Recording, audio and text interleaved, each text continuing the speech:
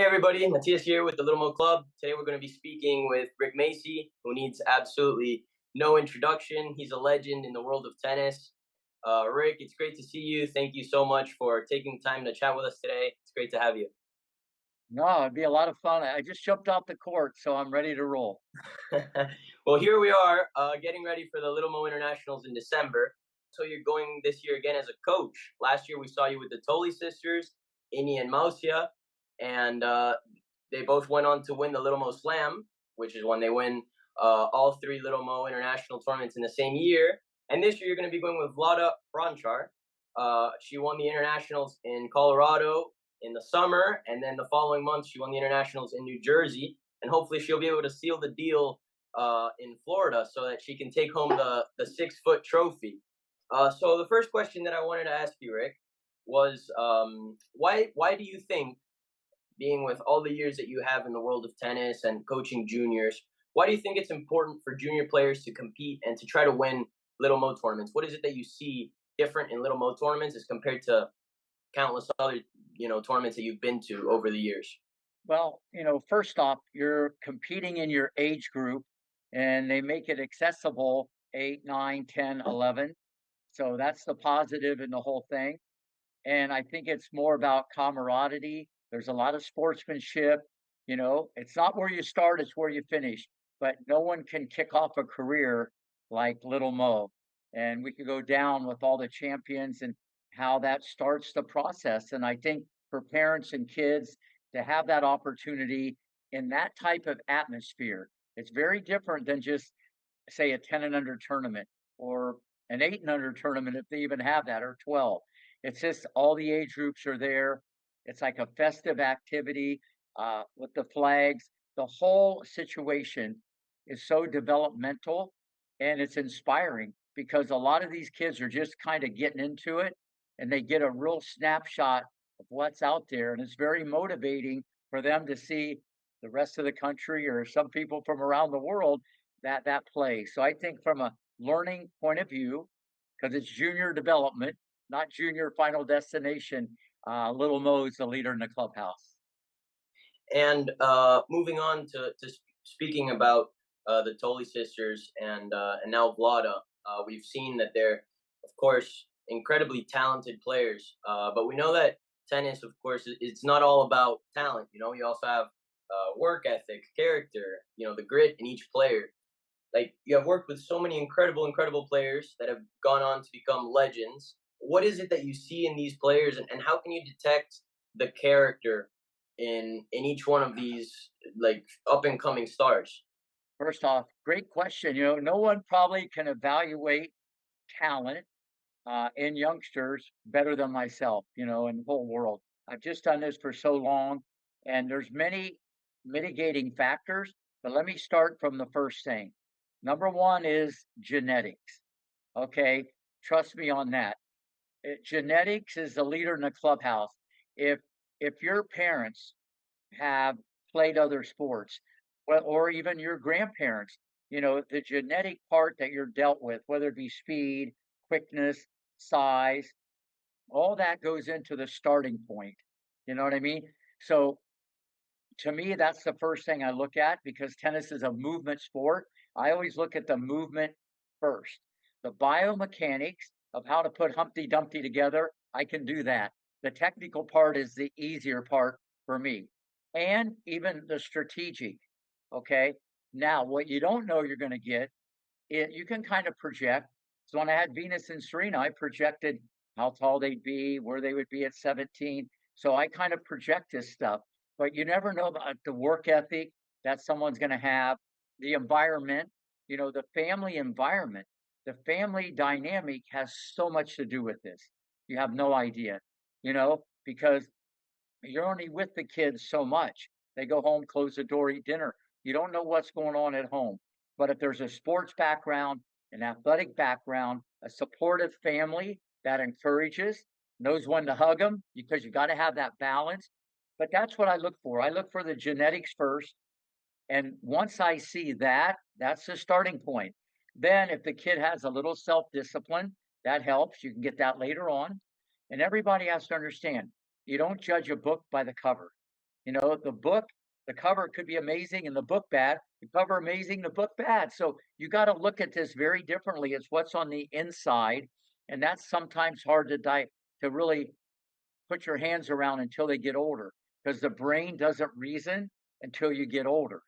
You know, Serena at 10 was like a little prankster, where Venus was more mature, and here Serena goes on to be the greatest of all time. So at the end of the day, it's about evaluating talent. The genetics are the most important thing, that you hit the ground running with something in your pocket.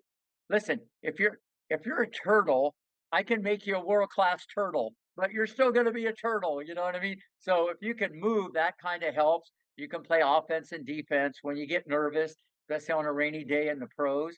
The mechanics are the key when the kids are young. The cards that you're dealt, technically, one bad grip can ruin a career, whether it be where you're going to play college or pro tennis, or this is so important, the cards you're dealt at a young age. So the technical comes into play, and that's where I come in and I can put this thing together. And then it's the mindset, and the environment that you create for a child, centered around positivity, making positive errors. It's junior development, as I said, not junior final destination. And parents need to understand that hear this.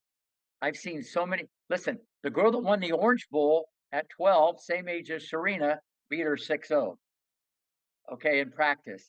And she ended up 81 in the world, and Serena became Serena. Right. This thing changes so quickly. So I need the parents to understand, just get better every day, keep working hard, be around positive people, have the best attitude, work ethic, and it's not where you start, it's where you finish. And being in the game as a coach for so long, so many years, uh how have you seen tennis evolve? Do you still use like the same quote unquote formula that you used back with the Williams sisters as you do now with your younger students? Or what's changed? No, well, the one thing that's changed, people are bigger, stronger, quicker, and faster. There's better athletes in general in the game. That's number one. Number two, obviously the technology. You get more for free with the rackets and the strings. So you're getting a little more juice for free.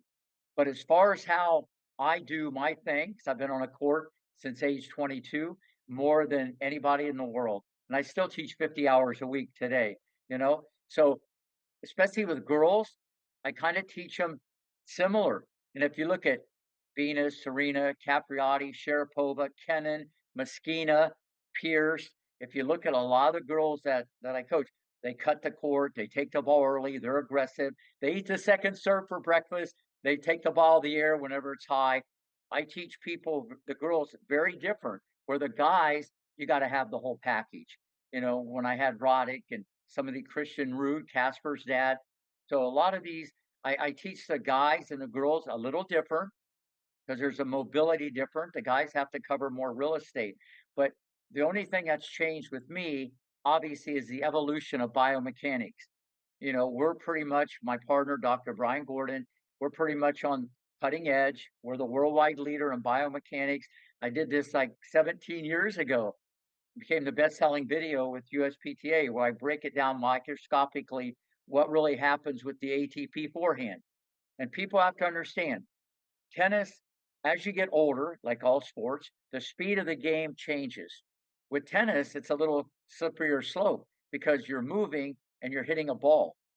So the mechanics have to be more compact, more organized. The racket should stay more on the hitting side of the body, or unfortunately, when the kids are little, they take their racket back to Miami. They have the Miami helicopter. There's a lot of stuff going on because they're little peanuts. And compaction's the name of the game because the balls, listen, these people are hitting the ball 80 miles an hour average. And if you have a funky stroke at 12 or 10 and that doesn't modify along the way, I've seen it cost people kind of careers where they could have been better. And that's what I always try to do. I teach for the future. It's not about, uh, if kids win Little Mo, which I've had hundreds, by the way, um, it's not about that. You want to celebrate that, but it's a journey, and that they play the right way and they're getting the right sportsmanship and they love the competition. That's the number one goal of any coach hearing this or any parent. Get your child to be the best competitor they can be. That's it.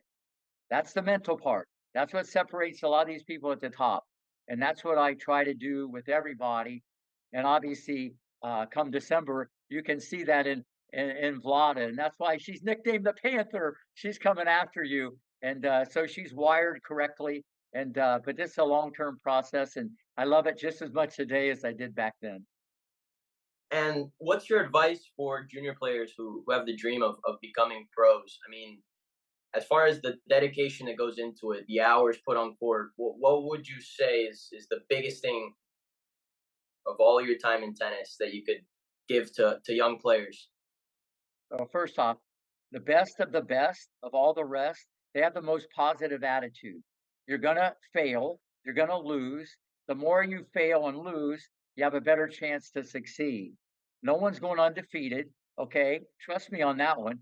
And you can't be afraid to miss. And courage is the leader in the clubhouse, having no fear. But what happens is people get bigger, taller, older, and they go, okay, I'm going to the net now. I'm going, what were you doing at 8, 9, 10, 11? They got little arms, little legs. They can't jump.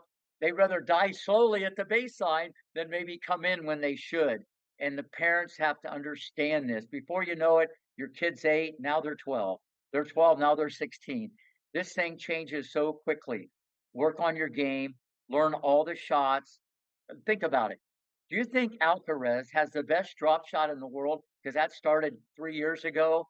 I don't think so. That started long ago in the incubator at 8 years old. He missed so many. He's probably missed more than everybody. And that's why he makes more with better disguise and deception. And he had a coach or a parent saying, keep doing it. I believe in you. I believe in you. And that's a big thing for the parents. Don't get so caught up in the winning and the losing. It's not where you start, it's where you finish. Listen, I could tell 20 people right now who are number one in the United States at 12 years old, you never heard of them, you know? And a lot of them went on to become household names. It's a journey. It's not just because you're great now. If you're 12 years old now and you win Little Mo, that means a lot. But I wouldn't be booking tickets for Wimbledon yet. You might be watching it instead of playing it. You got to keep getting better because if you're not getting better, you're getting worse. Every day, focus is getting better, working harder. And back to the work ethic question. Everybody doesn't understand what hard work is. You know what I mean? I still get up at 1 o'clock every day and open up the park at 5 and still teach 50 hours. I kind of lead by example also. But work ethic, people have no idea. No idea. Venus and Serena used to drain a public shopping cart every night hitting serves. And it's ironic, they had two of the fastest serves in ever in women's tennis, and Serena had the best serve ever. Now you got to have something else, but repetition, repetition. And if that doesn't work, more repetitions. Now, that being said, I don't want anybody to think you got to play 6 hours a day. It's quality instruction, but everybody has to work harder. They might think they're working harder. And one final thing, I give the kids a speech every day. You'll love this at 10 o'clock and the parents. Okay. And I say, okay, if I told you guys to run 5 miles right now, how many of you guys would do it? And they kind of don't, I wouldn't do that, not 5 miles. And no one hardly raised their hands. But if I say I'll give you $5,000 if you go run 5 miles, it's like this. I see hands fly up there. I go, no, you got it wrong. You got it backwards. If you run 5 miles, maybe today, maybe someday you'll win $5,000, whether a UTR tournament and pro tennis. So you got to work hard. The world's a big place. Everybody's goal. Now, here's this: try to go to college, get the best scholarship you can. Many people are household names and they went to college. That's not a bad conduit to go to pro. It's not where you start. This is a long-term process. Look at Pagula. She hit her stride a little later on. People hit their stride later, you know. So don't get so caught up in I got to be the best now. Okay, even though I've had so many kids amazing at a young age, okay, not all of them became amazing. Few did, obviously, You got to keep